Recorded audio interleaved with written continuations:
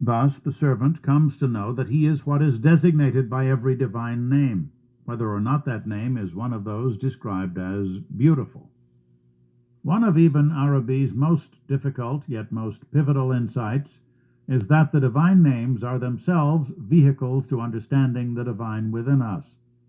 They are labeled in the Qu'ran as His beautiful names. For God's are the most beautiful names, so call him by them. Chapter 7, verse 180. Yet not all the divine names are beautiful, at least by human standards.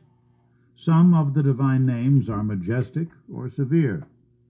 God as the punisher, as the avenger, as the exactor, as the one who commands death.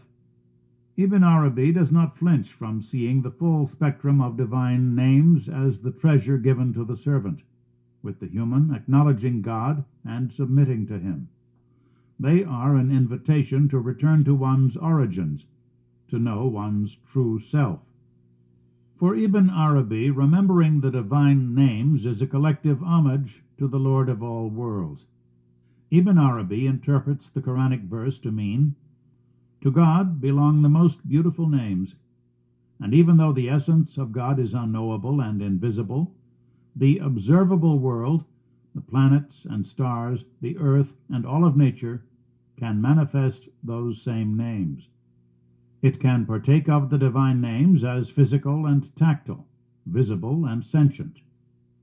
However, the unseen only unfolds its mysteries. It only becomes manifest to human beings when individuals, recognizing the names as the most beautiful names, make those nominal traits their own actual traits. This requires more than book knowledge or good behavior.